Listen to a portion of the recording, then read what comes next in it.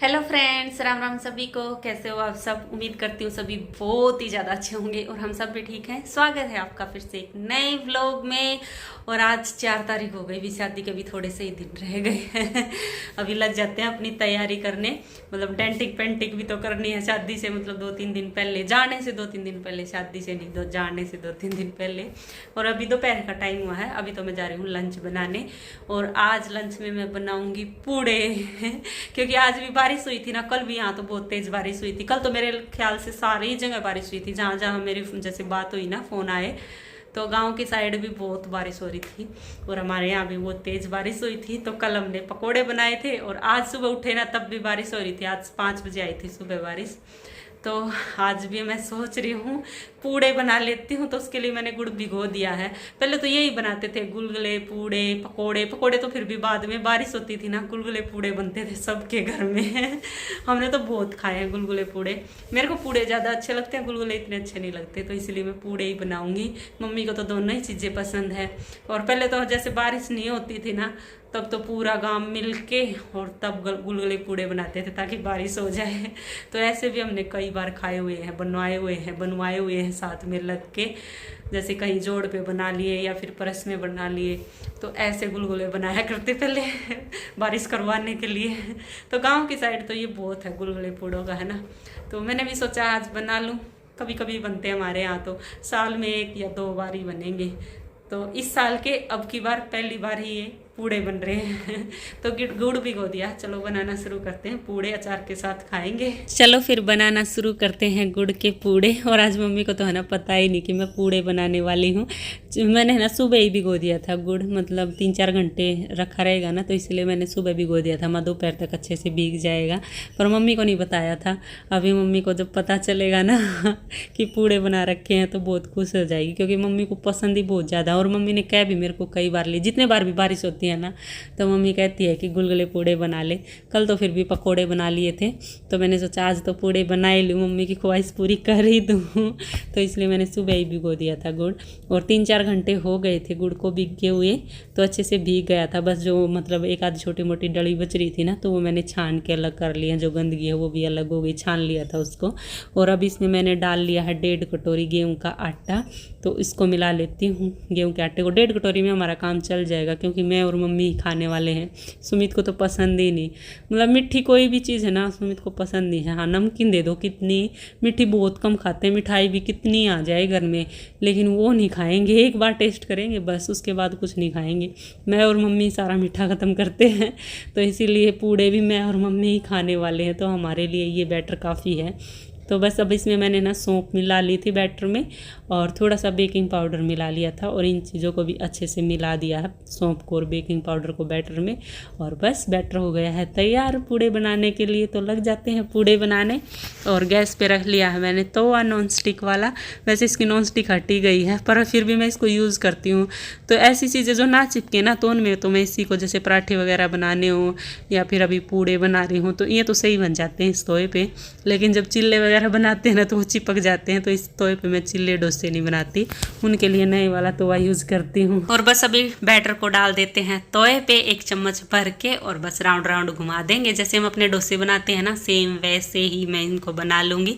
और मैंने तेल तवे पे है ना, मतलब कुछ भी नहीं लगाया तेल वगैरह, ऐसे ही सूखे तवे पे मैं बैटर को डाल रही हूँ।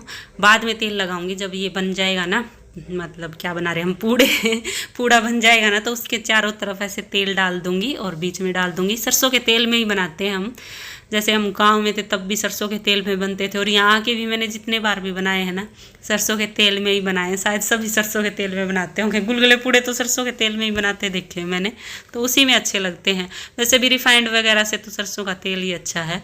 अब की बार रिफाइंड आ गया हमारा, नहीं तो हम ऑलिव ऑयल मंगवाते थे, लेकिन अब की बार धोखे से हमने रिफाइंड मंगा लिया। वो रखा ही है ऐसा, तो मैं तो सरसों का ही तेल छोंक लगाने में यूज़ करती हूँ, या घी या सरसों का तेल।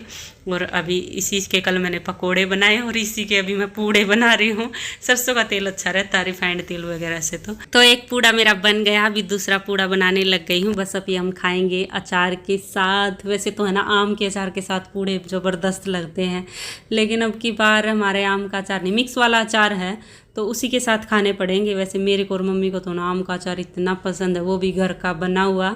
लेकिन अभी है ना तो पिछले साल हमारा अचार डला ना, अब की साल डलेगा, मेरे को तो यही लग रहा है, क्योंकि अभी तक कच्चे आम मिले ही नहीं है। हमने कई बार बोल लिया, ये हमारे पास में दुकान है ना सब्जी की, तो इन भैया को बोल लिया कि भैया ले आओ कच्चे आम, ले आओ, कटे हुए ले आते हैं ना, यहाँ कटे हुए मिल जाते हैं जैसे सदर बाज़ार में, क्योंकि स्रोता वगैरह तो होता ही नहीं यहाँ शहर में। गांव में तो सब स्रोते होते थे भाई, एक किसी के पास नहीं है तो मांग के ले आओ, तो कच्चे आम खरीद के और स्रोते से काट के तब डाल लेते थे गांव में तो। पर यहाँ किसी के पास स्रोता नहीं होता, तो यहाँ पर है ना कच्चे आम कटे हुए मिल जाते हैं, तो वहीं से कटे कटाए ले आओ और बस आके डाल लो। लेकिन उसके लिए सदर मार्केट जाना पड़ेगा भाई, सदर इतनी दूर स्पेशल आम लेने के लिए कौन जाए। तो हमने ना भैया को ही बोल दिया था, मंडी में भी मिल जाते हैं ना, तो ये भैया तो रोज़ जाते रहते हैं मंडी में, ताज़ा ताज़ा सब्जियां लेके आते हैं। तो मम्मी ने इनको बोला था कि कच्चे आम लेके आना, कई बार बोल लिया लेकिन भैया अब तक नहीं लेके आए हैं। और कल परसों फिर बोल के आई है मम्मी, बोले कि अभी हम शादी में जाएंगे उससे पहले ले आओ, क्योंकि अभी बारिश भी शुरू हो गई है ना, तो कहते हैं ना कि बारिश के बाद अचार नहीं डालते। तो मम्मी ने बोली अगर शादी से पहले भैया ले आए ना कच्चे आम तो हम अचार डाल लेंगे, नहीं तो फिर रह ही जाएगा अब की बार फिर तो 2 साल हो गए हमारा अचार ही नहीं डला है आम का। और मेरे मम्मी को तो बहुत ज़्यादा पसंद है, पर क्या करे, काम चलाना पड़ेगा इसी से। और बात करते करते मेरे पूड़े भी बन गए हैं, तो मैंने लगा दी है मम्मी की प्लेट अचार के साथ, गर्मा गर्म पूड़े। आ जाओ आप सब भी हमारे साथ पूड़े खा लो भाई। किस किस को पसंद है कमेंट करके ज़रूर बताना, क्योंकि पकौड़े तो सबको पसंद होते हैं लेकिन गुलगुले पूड़े किसी किसी को पसंद होते हैं। और इस बारिश में किस किस ने अपने घर में गुलगुले पूड़े बनाए हैं, क्योंकि ये बारिश तो शायद जो कल हुई है हर जगह हुई होगी, हरियाणा दिल्ली में तो हुई है, और जगह का तो देखो पता नहीं। और अभी शाम का टाइम हो गया है और मैं बनाने जा रही हूँ फेस पैक, वो भी गोंद कतीरे का। वैसे भिगोती तो मैं रोज ही हूँ गोंद कतीरा, मतलब 2-3 गोंद कतीरे भिगो लेती हूँ, उससे कटोरी भर जाती है मेरी फूल के। भीगने के बाद इतना हो जाता है, बस 2-3 डली होती हैं छोटी छोटी, और देखो इतना हो जाता है भीगने के बाद। तो मैं इसको रोज़ ही पीती हूँ, ठंडा बहुत होता है ना, तो गर्मियों तो सबको ही पीना चाहिए, हेल्दी भी बहुत ज़्यादा होता है। तो भिगो तो मैंने रखा ही था, तो मैंने सोचा इसका फेस पैक भी बना लेती, क्योंकि जितना भाई सेहत में पीने में जितना बढ़िया होता है ना ये, तो चेहरे पे लगाना भी इतना ही बढ़िया होता है। तो बस अभी मैंने पीस लिया, सारा ही पीस लिया है ये, क्योंकि मैं और तो पी लूँगी दूध के साथ और थोड़े से का फेस पैक बना लूँगी, तो इसलिए मैंने थोड़ा सा ना कटोरी में निकाल लिया है, कांच की कटोरी में फेस पैक बनाने के लिए। बाकी का उसी में छोड़ दिया मिक्सी जार में। शाम के टाइम सोते हुए पी लूँगी मैं, कभी सोते हुए पी लेती हूँ, कभी दोपहर में, कभी सुबह, मेरा जब मन करता है ना तभी पी लेती हूँ इसको। कभी सेक में डाल लेती हूँ, कभी दूध के साथ पी लेती हूँ, तो ऐसे चलता है। तो चलो अभी पहले फेस पैक बना लेते हैं। तो बस गोंद कतीरे में मैंने मिला लिया था 1 चम्मच बेसन और थोड़ा सा कॉफ़ी पाउडर और थोड़ी सी हल्दी। तो ये सारी चीज़ें मिला के और अच्छे से मिक्स कर लिया है, और ये देखो फेस पैक बन के तैयार हो गया है। अभी लगा लेते हैं इसको। गोंद कतीरे का फेस पैक बनाया, मैं लगाओ आओ हूँ। हाँ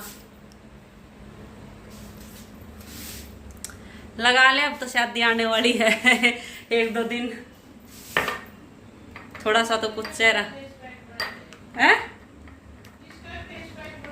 और गोंद कतीरे का ही बना है, ठंडा हुआ है नहीं, वो फेस के लिए बढ़िया है। आ जाओ लगाऊं। और पहले तो है ना मम्मी को लगाऊंगी मैं फेस पैक। और जब मैंने मम्मी को बताया ना कि मैंने गोंद कतीरे का फेस पैक बनाया, तो मम्मी बोली गोंद कतीरे का फेस पैक बनता है? माँ बनता है इसका भी, ये भी तो ठंडा होता है, फेस के लिए भी अच्छा होता है। तो पहले मम्मी को लगा देती हूँ और फिर लगाऊंगी अपने। और ये फ्रिज में नहीं रखा था ना, तो लगाने में इतना ठंडा नहीं लग रहा। अगर थोड़ी सी देर फेस पैक को ना, कोई भी फेस पैक हुआ फ्रिज में रख देना और फिर फेस पे लगाए, भाई इतना ठंडा ठंडा लगता है ना, और इतना रिलैक्स सा फील होता है लगाने के बाद। बस आंख बंद करके लेटे रहो लगाने के बाद, तो ऐसा होता है। तो बस अभी लगा देती हूँ मम्मी को।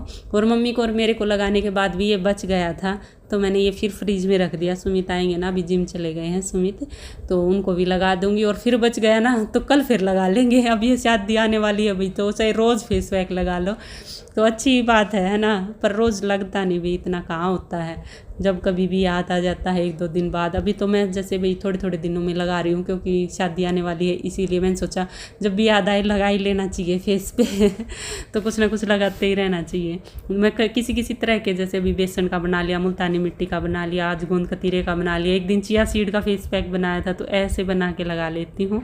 और अभी मैं लग गई हूँ अपने लगाने। तो फेस को मैंने अच्छे से वॉश कर लिया था पहले, तो बस अभी पूरे फेस पे लगा के, और जब तक ये सूख नहीं जाता तब तक रखूँगी। वैसे गर्मियों में तो है ना जल्दी ही सूख जाता, क्योंकि हम पंखों के नीचे बैठे रहते हैं तो जल्दी सूख जाता। सर्दियों में लेता है टाइम, तो एक तो ठंड इतनी होती है, वैसे ही ठंड लगती है, और फिर फेस पैक सूख के भी नहीं देता। लेकिन गर्मियों में जल्दी सूख जाता, 10-15 मिनट में सूख ही जाएगा।